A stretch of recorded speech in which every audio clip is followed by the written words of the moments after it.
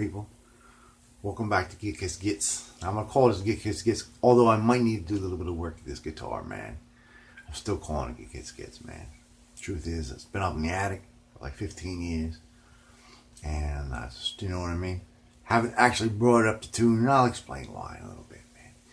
So let's talk about my first guitar ever, man. Remember this guitar right here we were just talking about from Monday? And I said, it's reminding me of my first guitar. And it very much does. And it has so many coincidences like wrapped among it, man. Not only size-wise, but here it is, man. Here's my first guitar, man. Fresh out the attic, man. Look at that, man. Oh.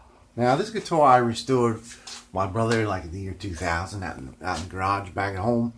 And, you know what I mean? I was early, you know, ability-wise. You know what I'm saying? I was a super amateur, man.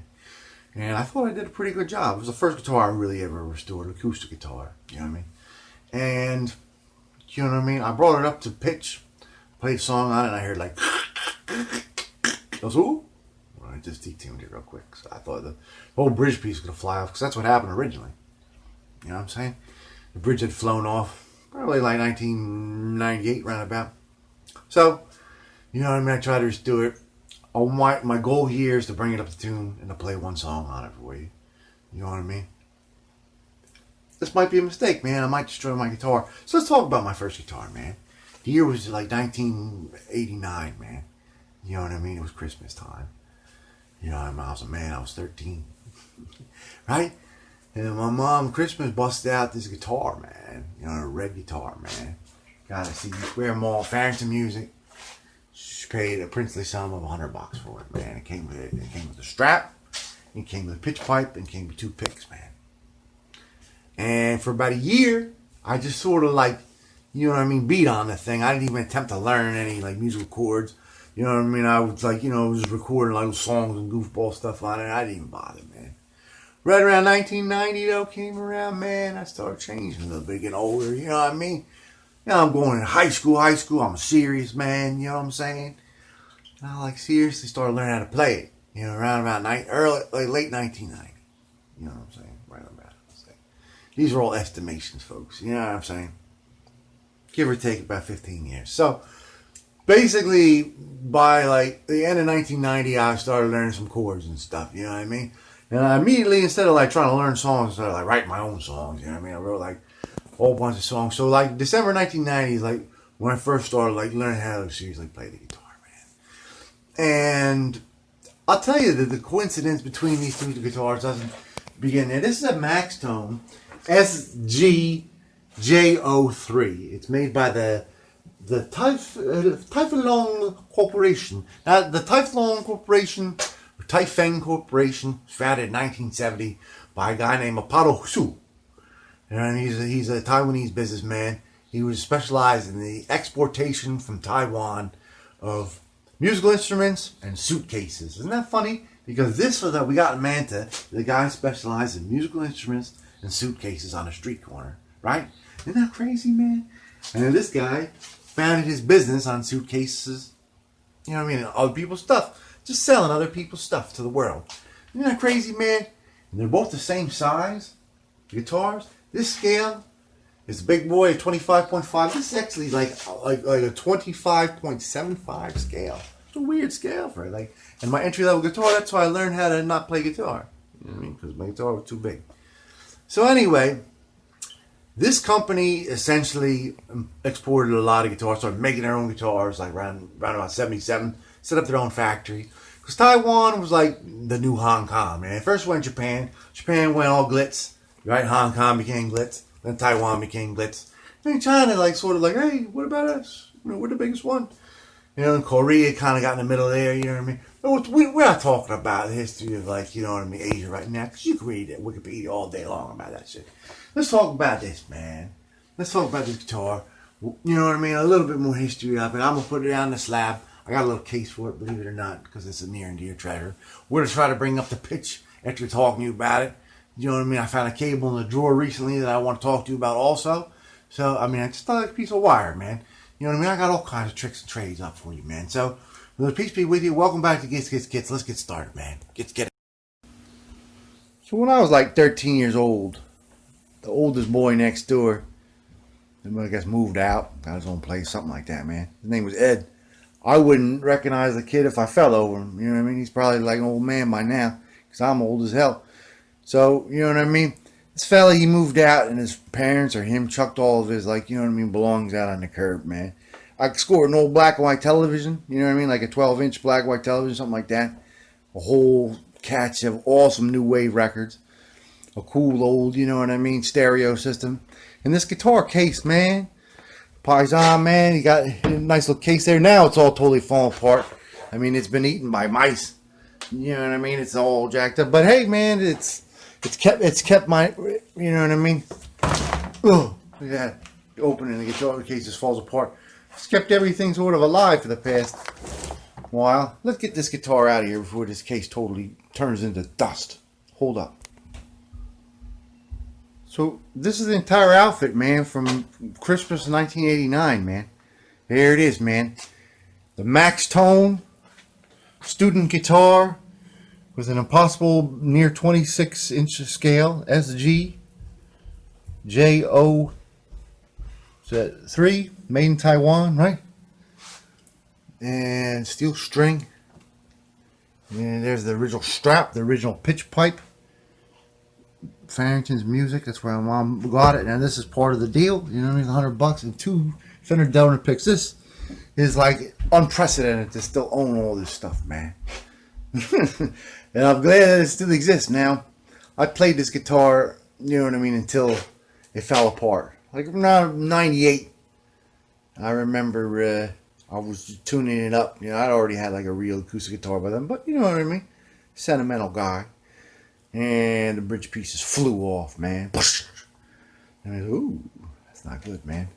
Bridge kind of looked like this. I can't find the original bridge. I'm sure I still have it. Kind of looked like that. You know, the screws gave loose. All the wood came with it, man. You know, I mean, actually, I had already dug a huge hole. You know, it had like a water slide decal rosette. You know what I mean? I already wore through that whole thing. You know, you peel it off. Wearing through the wood actually kept the wood, you know what I mean, as it peeled off, man. I beat the shit out of the guitar. The whole back was off of it. And I glued it. 2000, you know, my brother and I, you know what I mean, looking for a project, you know what I mean. Put it back together in the garage, you know what I mean. I don't remember exactly how I rebuilt the top. I think I put like a block underneath it and just re-drilled holes. You know what I mean. Figured this would be a little bit more safer than the 2 points, having it anchored down by 6 points. No. You know what I mean. It didn't sound that good. Didn't sound that good when I finally got it, you know, redone. You can see that the frets are already like rusted back up, being in the attic for 30 years. I'm gonna take these strings off, you know what I mean, clean it up, you know what I mean, get a little presentable to you. You know what I'm saying? I want to show you some pictures too right now, man. I got all kinds of pictures, man. You know what I mean? Walk down memory lane, slowly, 1 foot at a time. Now, that same exact time that my mom gave me this, you know what I mean, for Christmas, she gave my brother a guitar too. My brother was like 9 at the time, something like that. She gave a guitar that looked just like this. Remember this guitar that we were messing with? His guitar looked just like this. It was the same brand and everything.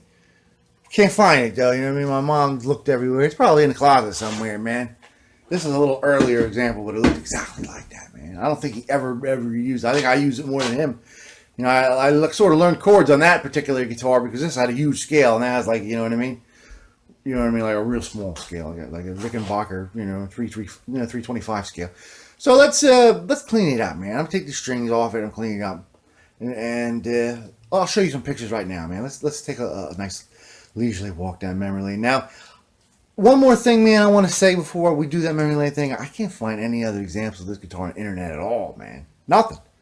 You know what I mean? Usually I search and search and search, but I remember there was a kid on my bus, a lefty, a couple years older than me, always wore Celtics jackets. I believe his name was Jay.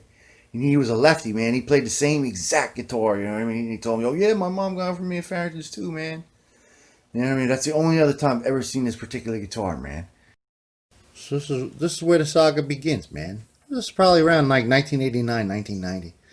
When I first got it, you can see the rosette is totally intact. You know what I'm saying? Bobby G's got a hat. See that? Young Bobby G. I'm saying this is like early 1990, mid 1990. Just when I'm starting to learn chords and stuff. You know what I mean? And not long after I learned how to play that rosette, you know what I mean? Decals started wearing off. This is probably around, I don't know, 92, early 92. You know what I'm saying? I already knew how to play, and I just started wearing that rosette off, like strumming the crap out of it. Then we say by like 94, you know, you see that Washburn acoustic behind me. When I first got it, this is around 94. You know what I mean? You see the rosette was totally gone by then. Love this guitar, man. I totally did, man. It always made all my gear pictures, whether I was actually still playing it or not. This was right when I got back from the McCartney show in 93.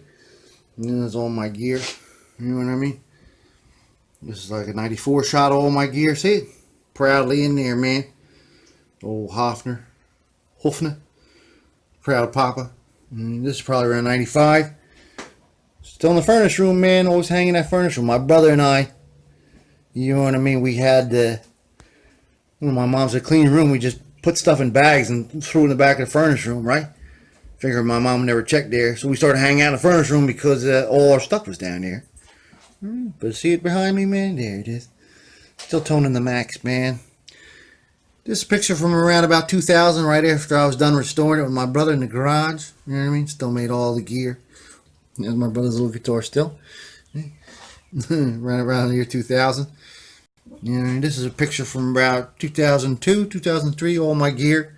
There it is, proudly displayed with some valuable, invaluable, you know, gear. All the gear shot. This is the last time that my brother's Harmony was ever seen. And we get into, like, you know what I mean? The last picture I could ever take where I could fit all my gear in all one place. There it is. You know what I mean? This is probably around 2000 and, I don't know, 5, 4, something like that. So there it was, man. That's all the gear shots. Now, I did tell you I did restore around 2000. I got some pictures. Let me lay them out for you. I don't have enough space to lay things out, people. Now, I told you that the bridge just flew right off, and it did, man. You know what I mean? So I put a piece of wood behind. I took a lot of wood with it, you know what I mean? Put a piece of wood behind it, bondoed it up, you know what I mean? Glued it. Put some plastic wood too on here, you know what I mean? And I just painted the you know what I mean? The grain on there. The grain had been painted on there anyway. I'll show you, you know what I mean, once we get her all cleaned up. And here's me painting that rosette. This is me right after I put the bridge on, you know what I mean? Touching up the edges, you know what I mean? On the restoration around about 2000. See, look at that furniture, man. Look how dated that is, man. Wait a minute. Hold up. Oh. Looks like the workshop's still the same, man. Picture's taken like 20 years ago, man. Holy crap, man. You gotta update your scene, Bobby G. Here it is right before I decided to put strings on it again, man. You know what I mean? All restored out in the sunlight out front, you know what I mean? On the sidewalk. You know what I mean? I was afraid that it was going to crack up. Then I put strings on it. I didn't bring it up to tune yet. There's the old strap. You know what I mean? Keep my stuff, man. Take care of my stuff, except for, like, you know what I mean? When I can. And this is the last time it was brought up to tune. I was like, telling my brother, like, take that picture, man. Take the picture. This bird's going to fly off again. And I'm playing a song in A minor. I know exactly which song I was playing, man. Anyway, man, so that's the last time it was brought up to tune. This is probably the year 2000, man. Peace be with you, young Bobby G. In 20 years from now, you'll be talking about this moment. Think about that, man. Think about it, Bobby G. Think about it, man. Peace with you, brother. Peace with you. Peace with you. Let me see. Bobby G, think about it. Think about the fact that 20 years later, I'm still rocking the exact same sweatshirt, man. I actually got the sweatshirt 30 years ago when I was in 8th grade, man. I swear to you, man. Word is bond. Man, champion, bro. Daily basis I wear this sweatshirt basically. So listen to me, man. I wouldn't be lying to you if I you know, did admit that it was weighing very heavily bringing this guitar up to tune, man. As I said at the beginning of this video, I was ultra amateur level when I did those repairs. So I want to take those strings off, just, you know, give a little peek in that sound hole to see if, you know what I mean, it's up to snuff. I don't want to bring this shit up to, you know what I mean, full tension. You know what I mean, just break my guitar again. As I told you in that Dr. Estivo video, if you watched it, he was a gentleman who afforded me the opportunity by giving me the catalog to order the bridge piece in the first place. And it took me like, you know what I mean, 2 years time to like grow a set of balls big enough to actually attempt to do the repair work. So let's go over to the workshop together, man, shall we? We are the champions, man. There's no time for losers, man. We are the champions of the 30-year-old world, man. Of the world. Maxtone. Maxtone's like the harmony of Taiwan, man. And it's still a very well-known company in Taiwan, man. Do a lot of business, I guess, with the Arab countries, man. Or they used to. It's pretty much the only like real listings I could see on the internet. Anyway, man, I got the strings off this guitar. I probably run a piece of sandpaper up these frets. You know, not necessarily really to level them out. Just to, you know what I mean, clean them off a little bit. Let's take a look at that repair. We can get a little gander in there. Let's see if I can get a gander in there. Oh, yes.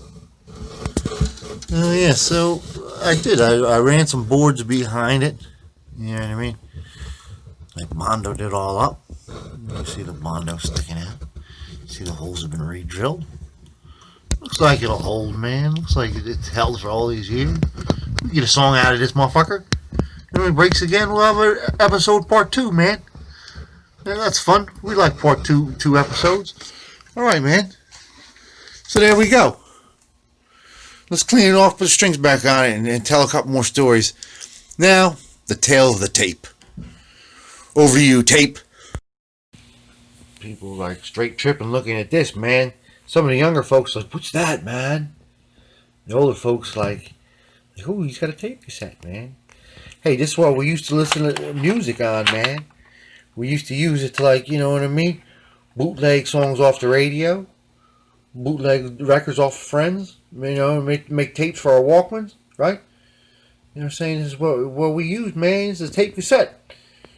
I mean, there's a little history lesson, folks. Now, the other day, man, I found this in the drawer, right? This old cave. And I was like, oh, wow, look at that, man. Seen this long as old motherfucker's like, oh, he's got the gold tips. Yes, man, the gold tips, man. And I had the radio going, man. I plugged it in here, right? And I plugged it in my phone. And I was able to, like, kind of like American Idol, man. I was lip syncing, you know what I'm saying? And it was crazy, man. I had the radio going, but I was able to film myself. Now, I ain't no Davey 486, bro. I don't tell you to slap it. This is not epic. I don't play with my little bass. No, I have no effects, man. You know what I mean? I'm not professional. This is pretty cool, man. So I was looking all over, you know what I mean? Once I figured this effect to incorporate in this video, you know, old recording of me playing the Maxtone, I didn't find any that sounded epic at all, man. They're not epic. They unsmiley face. Every one of them. 46 would have made fun of me, man. Every one of them, man. You know what I'm saying? But I did find this one tape, man. My brother swang in 1992. We had a school day, a snow day, man, from school. And his pop loaded the drum kit, the back of the Cadillac, hauled ass through the snow to my house. I had a little studio in my bedroom.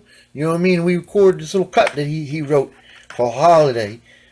Now, I ain't going to play that because that's a personal thing for him, man. It's a beautiful song. Now, I'm going to play this, though, man. The other cut that we kind of as a goof. It's called the Howard Stern Blues. I remember his father said, you should send that to Howard Stern, man. But we never did, man. I got it all queued up, man. I'm going to put this jack in here, man. And I'm going to put it in my phone, man. I'm going to let you listen to this. I love you, Swang, man. Don't be embarrassed, bro. Don't be embarrassed, bro. I love you so much, man. This is how I wish I could have played the Maxtone guitar, man. This is like the surrogate tape of me playing it, man. Hang on a second. I'll put it on a tripod.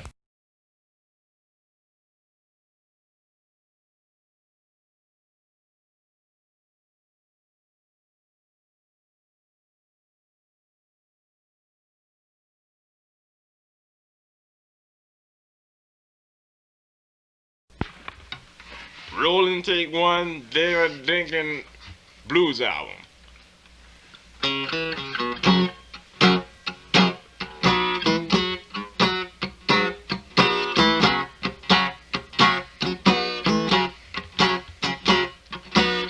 I lost the election, cheated on my wife. I didn't pay my taxes. Oh, what a life. I got the blues, I got the blues for Howard Stern. I'm just sitting there all alone, waiting by the phone. Oh, Lord have mercy. I am illiterate. I ran the city and turned it into shit. La, la, la, la. I got the blues for Howard Stern. You tell me, brother. I'm all alone by the telephone. Got the blues. Take it, Bobby. She think that she know about Abraham Lincoln. Oh, Lord. But she talk like David Dinkins. Yeah.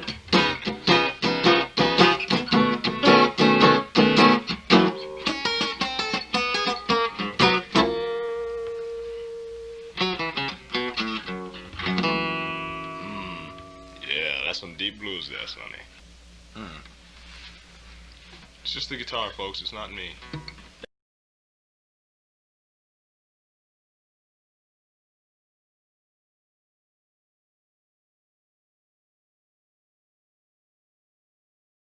So it all comes down to this guitar, people.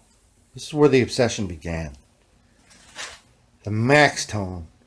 You know what I'm saying? The old basic acoustic guitar, man. Very, very basic, man. Student model. Student guitar. J03, man. Made in Taiwan. New bridge. You know what I mean? The thing's been beat to shit, man. You know what I'm saying? Seriously, till next Tuesday, man. You know what I mean? A well played guitar, man. I remember at one point the back fell off. You know what I mean? I had the back like stapled on. You know what I'm saying? I just hope that when I put it up to pitch, man, that bridge don't fly off like a frazzled jumper, man. It's just gonna come right apart, this guitar, man. I have this feeling, man. I got this notion, people, that this might be the last time we ever see this guitar. Till part 2. So, here goes, man. Now, I had a tradition of like posing with this guitar every 5 or 6 years. 7 years, you know. My furnace room, my mom's house. And I made a little slideshow of it, people, man. Can you believe that? A presentation. And like I was saying, you know what I mean? I was looking for a tape of me playing the guitar where I sounded half decent, man. Like half, you know, presentable. The only thing I could find was, you know what I mean? A tape of my friend playing it. Isn't that pathetic, people? I'm terrible, man. I'm a loss. Anyway, man. So instead of playing the best of the best, I'm going to play the first of the first, man. The worst of the worst. There's another cassette, people.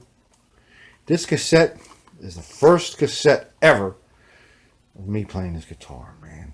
These are the demos I recorded from 1990, June 1991, man. So the first, like, you know what I mean, times I ever... The first half of the tape, man, side A is all me just like, well, you know what I mean? The middle half of side A through B was me trying to learn the song from 1924. The first song I ever learned how to play from start to finish, man. By Vernon Dalhart, man. Called The Wreck of the Old 97. Now, Johnny Cash eventually covered this one, you know, did all right with it. But I never heard the Johnny Cash version until many years later. I got my grandmother's old Victrola, man, around that time. You know what I'm saying? I would listen to that. Vernon Dalhart, Ernie Kaufman, Henry Burr. You know what I'm saying? Bing Crosby, Evan Williams, Frankie Yankovic. You know what I'm saying? Frankie Carl. Those are my idols, you know what I mean? Isn't that funny? I was listening to like the Beatles and Billy Joel and Squeeze and all that kind of stuff, man. On one side, Donovan. The other side, I was listening to shit from, you know what I mean? My grandparents' youth, man. So, I'm going to find the most complete take of that Prisoner song, man, and put it over to that little slideshow I put together of these poses of me in my mom's furnace room, cradling this beautiful Beautiful guitar, man. Probably the last time we'll ever see it before. You know what I mean? We destroy it, man. So, here you go, man. I remember making my brother had to play a little train whistle on it. I remember having him sit in my room for must have been to him like 3 eternities. Because there was a certain part of the song where the whistle breaks into a scream. And I would point to my brother and he would, you know what I mean?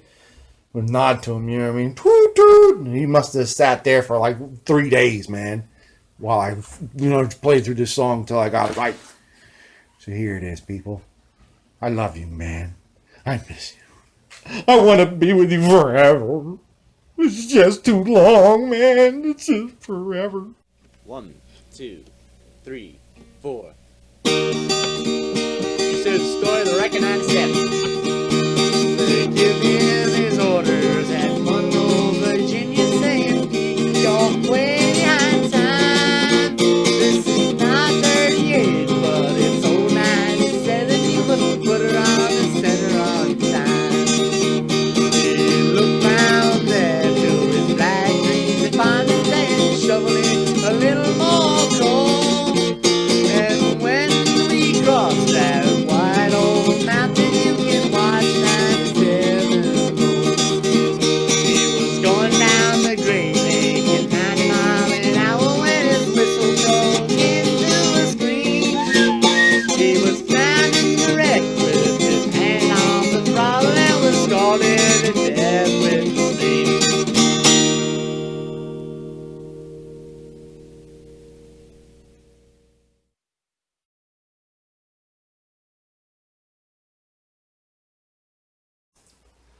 So here I am, back in the furnace room, man. I got it up to pitch. I'm hoping I get one song out of it. Now, I told you the first song I ever learned how to play was Record 97 by Vernon Dalhart.